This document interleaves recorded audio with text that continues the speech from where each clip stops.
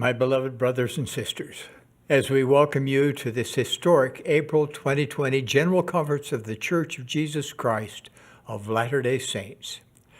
For reasons you know, I stand before you in an empty auditorium.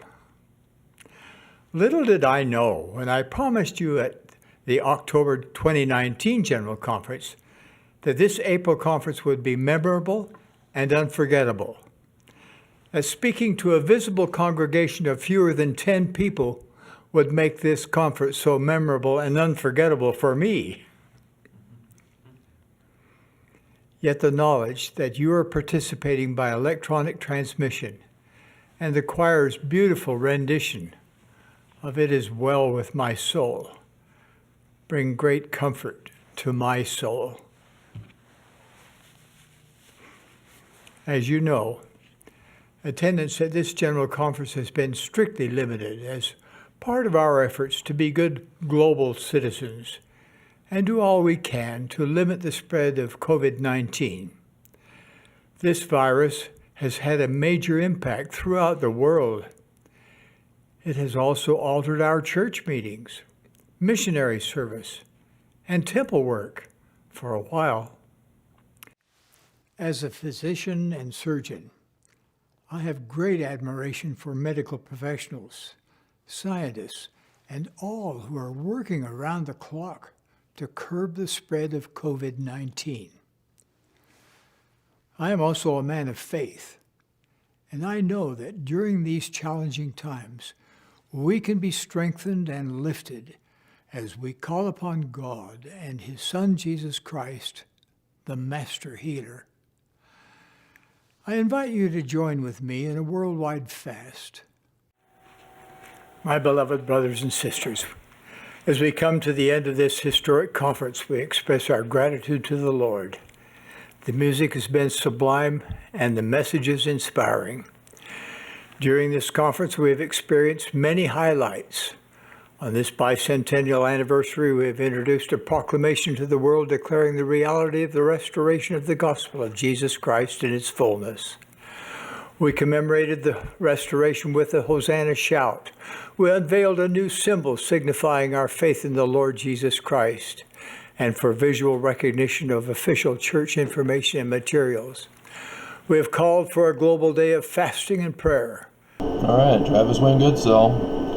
I've already got the first part of the video set up on the Movie Maker with Nelson and his implication in criminal activity, an act of treason against the United States of America and human beings worldwide. He shows complicity, knowing about the seriousness of the virus, wanting to be a globally responsible citizen, and acknowledges that he is a fellow medical scientist and medical doctor, and yet holds a fast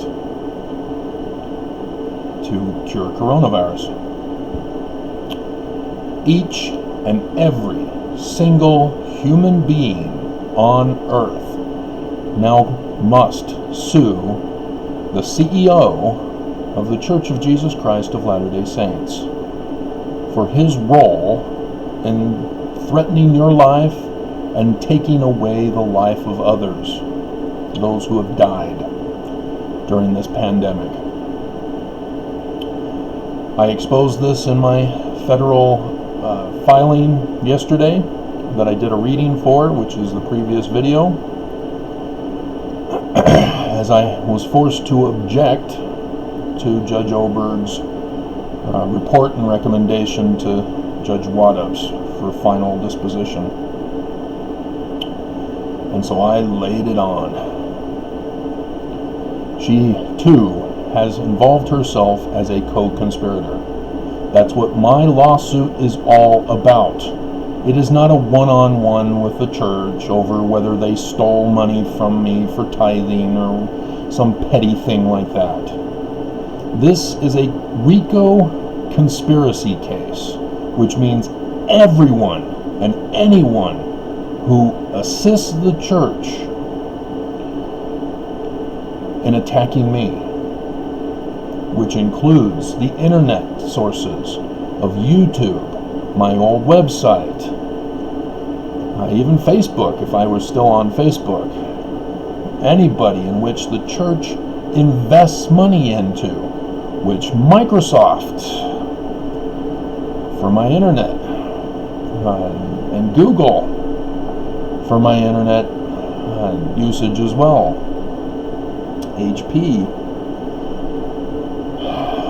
everybody holds the church liable as they are co-conspirators in this case. So Mormons who are putting thumbs down, who are putting hate comments, who are threatening my life. The property manager who is listed on my case as a co-conspirator. Percy, if you've been hearing about him, also sent me death threats with evictions. You can't do that during a lawsuit in which you are directly implicated in the case. That's why Percy is no longer working here. It's expected he's coming back when the judges, who are also acknowledged as co-conspirators, side for the church, as the church expects them to do. As the church extorts from the federal judges loyalty to the church. And yet, as I show you in the beginning, the CEO himself, the top guy, made the cardinal error of exposing him in criminal activity. The reason why we have such a rising number of cases throughout the United States, that Nelson, notice he doesn't blame coronavirus. He does say coronavirus is responsible, but he doesn't blame it for taking away agency. No, that came later with Christofferson and Bednar especially. As Mormons became nationally recognized for standing up in their council meetings saying this coronavirus and the wearing of masks are taking away our agency. And then the church, having opened too early and allowed things to almost resume as normal, except for conference. Well, you're allowing people to go back to socializing at church and temples for weddings, but you're not doing it for conference? And missions, you're allowing missions to commence again, even though the European Union is banning all from America, which means missionaries. And the states of New York, New Jersey, and Connecticut are automatically quarantining anyone from Utah, among other states that have risen. And once you're quarantined, you're stuck for at least 2 weeks. You've got to test negative 3 times in a row. And so because of the CEO's neglect as a medical professional who has a Hippocratic oath to do no harm, his neglect in doing harm holds him responsible. And so every one of you, Mormon, non-Mormon, ex-Mormon, anybody throughout the whole world can file lawsuits against the church, specifically the CEO, because of his neglect.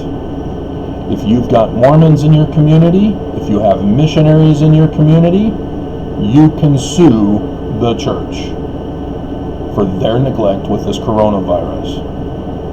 And I call upon all of you in a worldwide report to do so, especially if my lawsuit fails, as it is expected, as the church expects it, because they are extorting the judges to dismiss my case.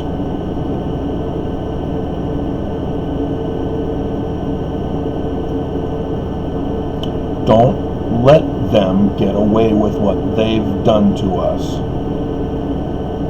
He knows better. He knows that when you have a virus outbreak, before it becomes a pandemic, before it becomes an epidemic, when you identify something, you immediately contain it. He did not do that. He did not shut down the church immediately, as a good global citizen would. And because he didn't shut it down immediately, he is now responsible for any and all deaths, hospitalizations, and infections. Because he is in the profession to know better. Not just as a CEO who would have received counsel and guidance,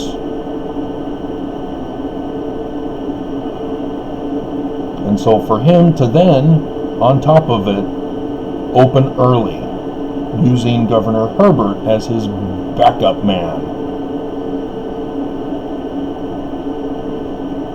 and to hold a fast to cure it? No. He acknowledges his scientific knowledge and then dismisses it by saying, but I am also a man of faith. He betrays science with those statements, with that statement. And as a result, put all of our lives in jeopardy. This is a genocidal killer. And any person knowingly exposing people to this genocide is guilty of genocide as a co-conspirator.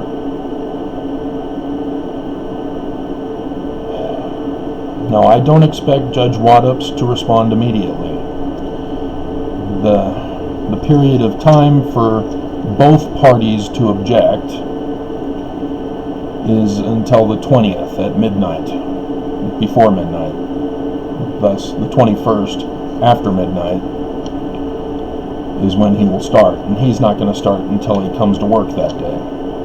So I don't expect him to immediately respond now that I've submitted my objection, because he's going to wait it all out until the church doesn't submit their objection. They don't object. They want this ruling. They want this report and recommendation. That's their whole claim. And so, yeah, I expect Waddups to purposely delay for the next week, and then make a decision sometime thereafter. I put in there that it must be immediate. I put in there that he must order the criminal case to proceed as instructed by law. I informed him that he needs to acknowledge that he is affiliated with the defendant, the organization, the church. So he is now in the hot seat. He has been extorted by Judge Oberg, who was extorted by the defendant and their co-conspirators. So look forward to that. In the meantime, you can get your lawsuits prepared. It's just a simple one-thing issue for you to file. And just flood the courts across this nation, across the world, in your government's nations, if there are any outside, and there are, It's minuscule compared to those in America who watch my videos, according to the analytical program. But don't let them get away with this. And if you're Mormon and you're now finally waking up, yeah, your worst nightmare has come true. I've already experienced it. Those who have left the church have already experienced it. That's what we've been trying to tell you this whole time. The symbolism of Lucifer is in the keystone of the Salt Lake Temple doors. It was all there for us to see and know. And yet we didn't see it. I didn't see it. I didn't live in Utah. I didn't see the close-up pictures of the keystone of the very tall doors. That's why it was purposely put up high. But it was there if anybody was looking to investigate the church, to find out what is the secret sign of the church. Because as a missionary, I went out, people asked me, why don't you have the cross? If you're the Church of Jesus Christ, why don't you have his cross as your symbol? The Jews have the Star of David as their symbol, as they are considered as the descendants of King David. They're not the only ones descended from King David, but they've taken it upon them to have his symbol as their sign. And Christians have chosen instead to have Jesus, his cross, as their sign. Sometimes Jesus on the cross as their sign. But the Church of Jesus Christ of Latter-day Saints has led everyone to believe we have no sign. And as a missionary we would say, oh, we don't remember his crucifixion, we remember his resurrection and ascension. And as a result, we got deceived as well. Because the Church of Jesus Christ of Latter-day Saints does have a sign by which they are recognized as, who they follow, who they worship, the doctrines that they have. And it's contained in the inverted pentagram representing a falling star, which is symbolic of Lucifer, from Isaiah 14:12, copied over into the Book of Mormon as 2 Nephi 24:12. For those who now know, there is no other excuse. If you support the church as Luciferian, then you are a co-conspirator. If you now have realized for the first time, you have to leave. Because the church and all who are co-conspirators are going to go down. That's what's prophesied. Whether I win my case or not, it's prophesied. And maybe I am part of the prophecy to bring it to light, expose it. But time will reveal that.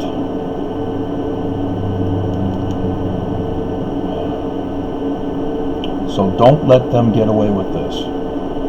Hold them accountable. Because your life, the lives of your family, the lives of your loved ones, the lives of your neighbors, the lives of your fellow human beings is on the line. And it needs to be stopped right now. The deaths need to be stopped. The hospitalizations need to be stopped. That's how you heal the nation and the world. Not by holding a fast where Mormons have to give fast offerings to the church.